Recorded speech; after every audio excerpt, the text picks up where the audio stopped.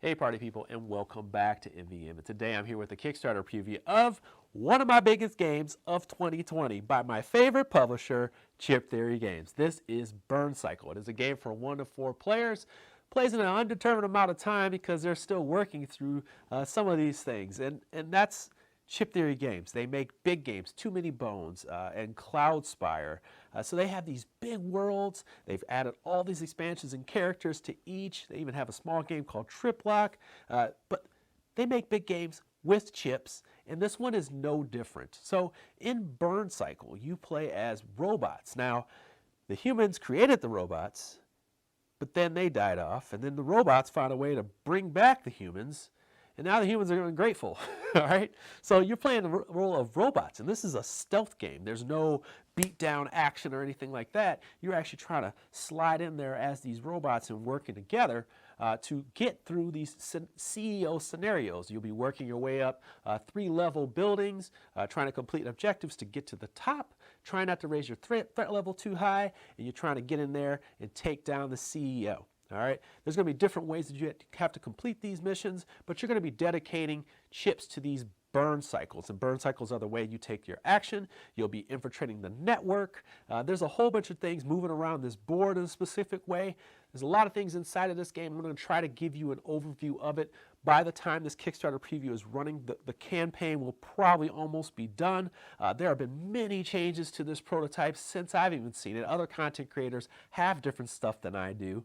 They have different looking boards than I do. And this boards that I have, these maps that I have laid out, there's so many changes to this stuff. It is major in development. So just remember that. You may want to even look at the Kickstarter page for some of the changes that are already taking place.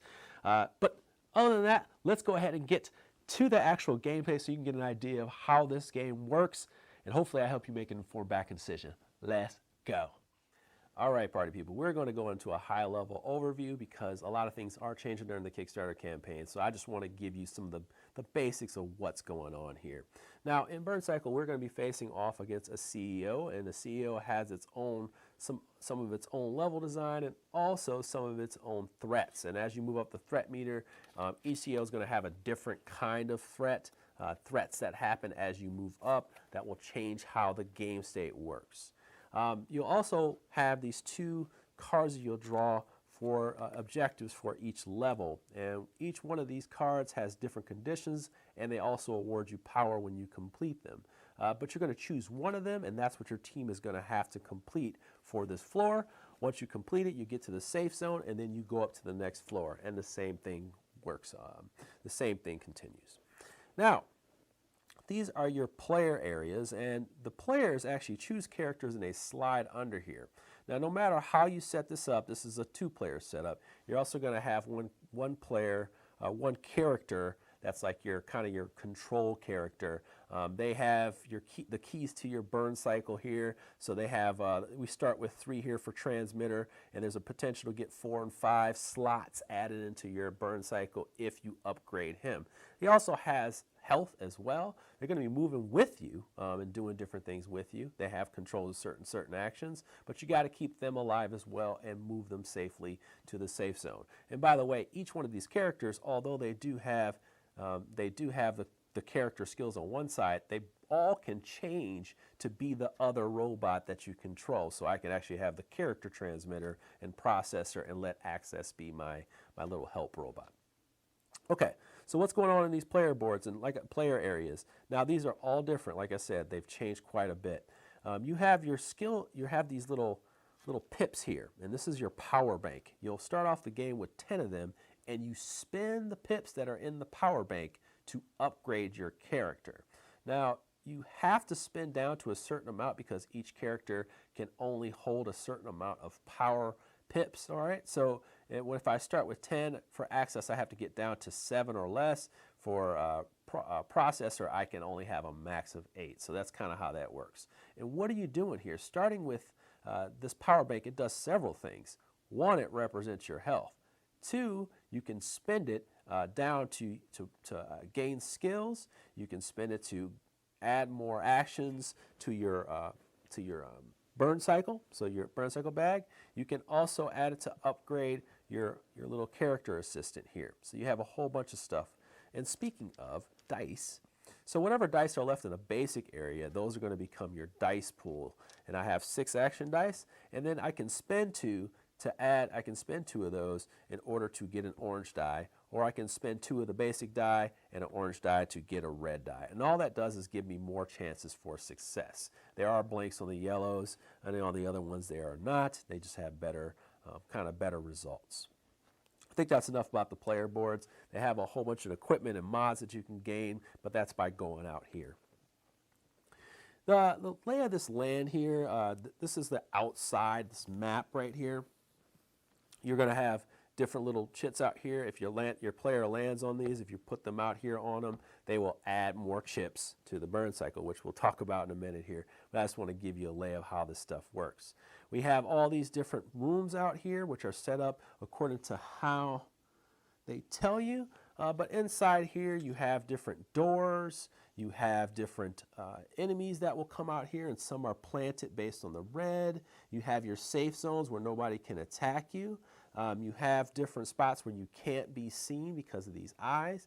And we already have enemies out here, but they're going to be staying in a certain position until it's their turn. We also have some crates out here. These are going to be spots where you can get special dice out here as well. And then you have terminals which you can access with some of your actions. So that's kind of the run of what's going on out here. Now let's talk about the Burncycle, because this is exactly what happens when you go into your turns. Now, each player will contribute what it says inside of these first 2 slots, and if you've upgraded, you can add more of those icons that are on here to create a bag of these tokens. And that's really going to be based on all those, plus some of the things that you may have landed on out here, so you can add those to it, things like that. So you may put another character on there that gets added to it. Let's say I put my access out here. So access added one of these here, and then boom, we add it, we create a Burncycle, our little action area, and we will put 3 out here. And then whatever was remaining in the bag, we'd add it to our reserve out here. We take 3 of those, I'm sorry, not all of them. You take 3 of them and add them out here. So you create a reserve from those, and I'll just say I take 3 out of there and I make them my reserve. That's how you set it all up. Now, when you get to the actual taking your actions, your turns go like this. You're going to first be able to spend your AP or from your power bank at the beginning of your turn. There may be times where you have to do that, but you can also spend because you want to create a certain dice pool. Now remember, anything that's left at the top will be your health. You could lose it, which means you're going to lose some of your dice. So you're going to spend down, and then you're going to create your bank. All right, so I'm going to go ahead and start with our let's see, processor here. Processor has 6 of these dice and then 2 of the orange die. So that's my dice pool. And then we go to our actions. Now we have the physical, we have the utility, and we have the tech. You can start at the top here, or you can start at any point in this action thing, but you will move down until you have nothing left. Now this is the physical. This is physical, and when you take a physical action, if you take the exact action, then you get a bonus. So if you take the utility action on a utility, then you get a bonus. So that's one of the things. But you can take any of the 3 on each one of these chips. You just don't get the bonus. So let's just talk about each one. The physical. The physical, you can roll as many dice as you want to move. All right, so if I roll these 3 dice, I would have these left in my pool, and then I would roll them, and however far it says I can go, I can go.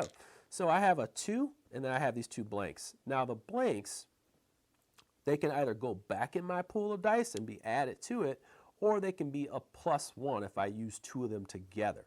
So let's say I did that, and I have a total of 3, plus my 2 because I'm taking a physical action, and then I'm just going to, then I have a total of 5. So I may go 1, 2, 3, and then use my bot to go 4, 5.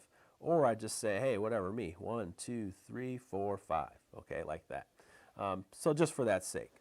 Then you have another action called engage, and this one is for basically close quarters combat or to just be a little reckless. This is a stealth game. You don't want to do that. So this is one of the actions. You can roll dice, and you have to hit a 10 AP or higher in order to pull this off. So once again, not not really a good move because you'd probably have to spend a lot of your dice. Anyway, you roll them and see if you can get a 10. All right, and if you do, you take out the enemy, or if you do that action and you want to bash through a door, that's one way to do it. You just slide down after you take your action. The next one is utility. I'm going to set myself up here for utility. How about that? I'll put this right here. Put our guy right there. Now, when I take the utility action, I am trying to enter a door, and you have to pass a keypad. In order to get to that keypad, get through that keypad, you must do a 2 AP skill check.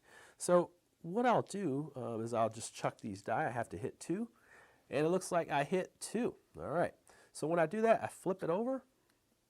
And these keypads are going to have 3 columns. They represent the floors that you're on. So if I'm on the first floor, I only have to do these 2 icons on the left because it's the first floor. Now, because I'm taking the utility on the utility action, I will be able to bypass one of these icons on here. So let's say I wanted to bypass this physical one here, and I still have to pay a tech. I have 2 options. I could spend the tech from my little Burncycle path, or I can use one of these chips from my reserve to pay and then bypass that one. So now I've completed it. So you have a lot of options that you can do here. And then I can move into this room.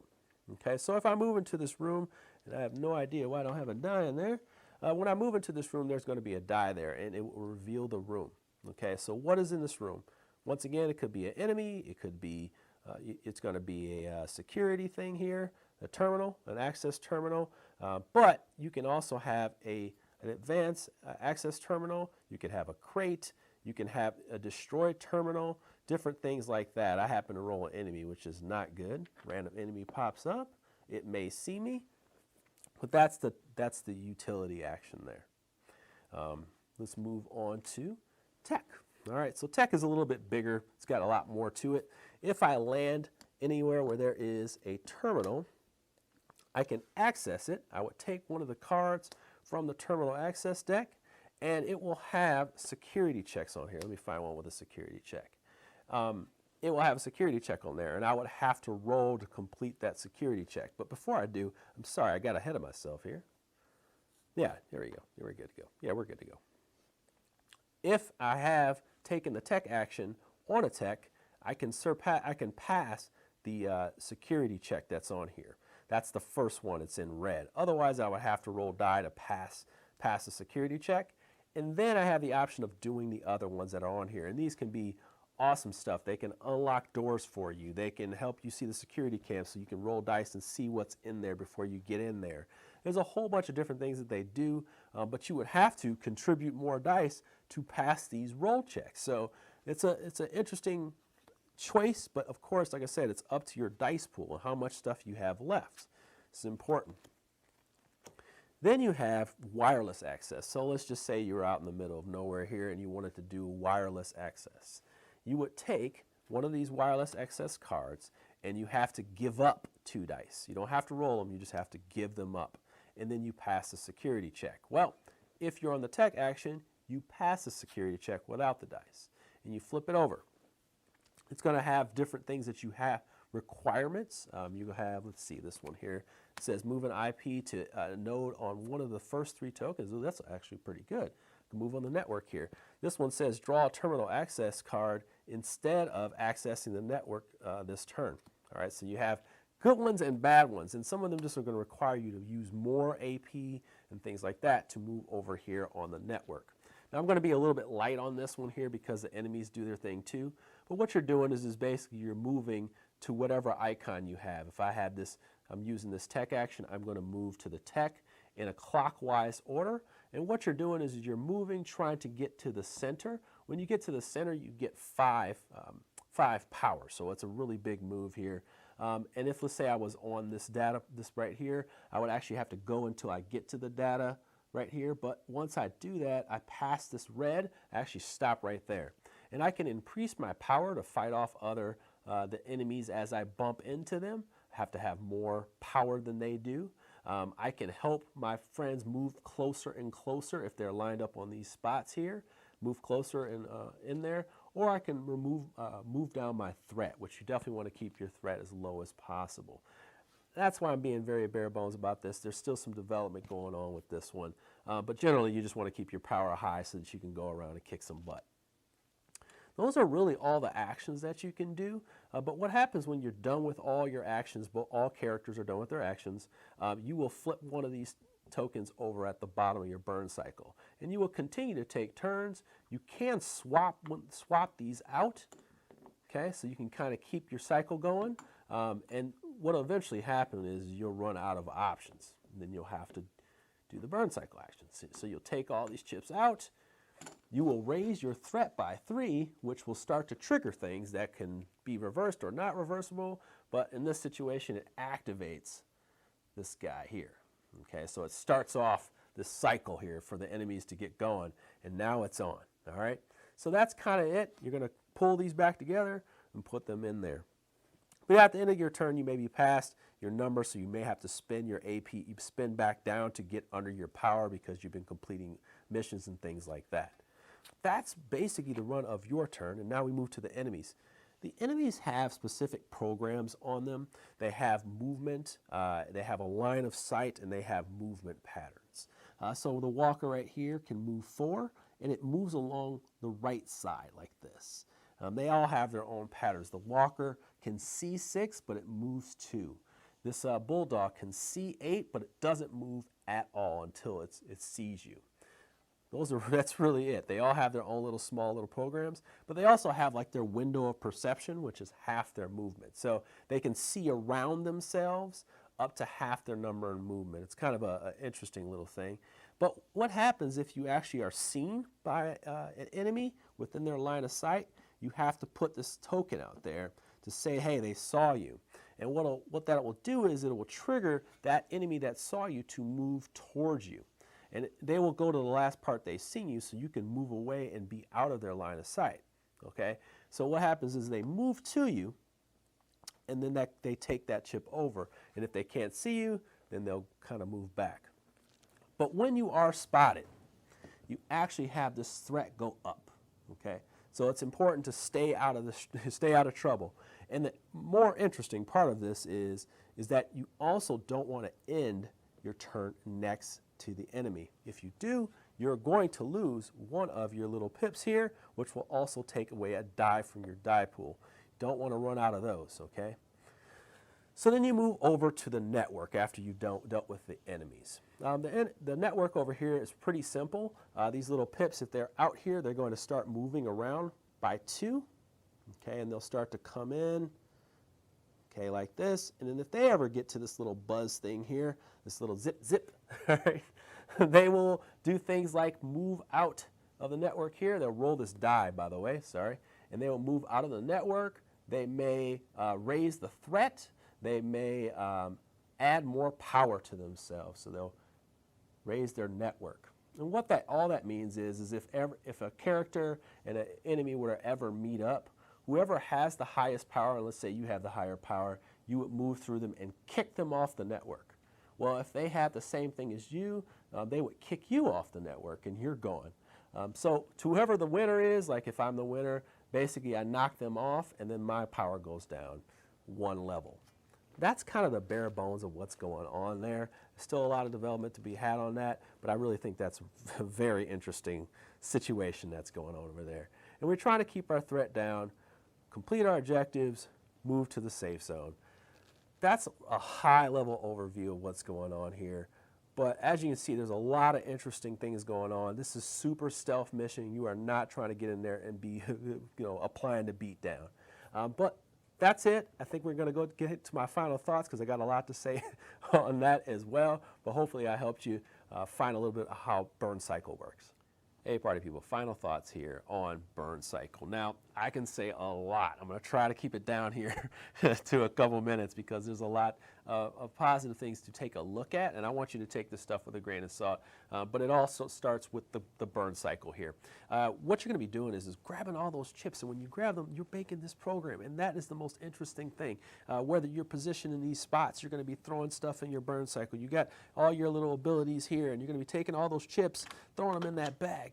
That's interesting, and what comes out plays out on here, and you get choices. You have all the choices, And the fact that you get those bonuses feels, it feels exciting because now you're figuring out where do I kind of want to start, what things am I willing to sacrifice in order to get the actions that I want and stay out of using the Burncycle action so that I can stop the threats from getting high enough. Interesting decisions along the way, all the time. And then you're thinking about your character, and that right there, another interesting thing. Being able to develop your character how you want on the fly, as you complete objectives, as you complete imperatives. All these things allow you to develop your character, develop your Burncycle, add to your AP. You have so many choices, and that's a very attractive thing for me, to have so much choice on my turn via the Burncycle, via here. And this network is something to be explored and developed, but I'm already enjoying this idea. I don't know if the story is going to lend itself to go right to this right here, this IP, dealing with the IP on the network. I don't know, but I feel like as they develop it, it's going to be more incorporated into the story and what you're doing. Maybe even a CEO focuses just on being on the network most of the time. But the strategic movement that's going on around here, I'm a big fan of like stealth games like Metal Gear Solid, Invisible Ink, things like that. So this all plays into the things that I enjoy as a person, but I also just like the interesting decisions where you're going inside these you're going inside these rooms, and you're also contributing even more things to your Burncycle. So that Burncycle thing is a very attractive thing in the character development. I hope that's enough to give you an idea of what's going on. I could even talk about the abilities of the enemies. I could talk about these equipment cards and all that stuff, but I'm going to leave it right there. You can go ahead and stay tuned. You can go ahead over to the Kickstarter page where they will have a lot of what's been unlocked, things they've been changing, more artwork because this is very bare bones looking. But yeah, I think that's enough information. I would like to thank Chip Theory Games for sponsoring this video, and they will be here to answer some questions. Maybe if I can't answer them, they will answer them for you. Very interactive company. Please join their Facebook community if you so choose. All right, party people. Whew, long-winded. Thank you so much for your time. You have a wonderful day, and thank you for joining me on MVM.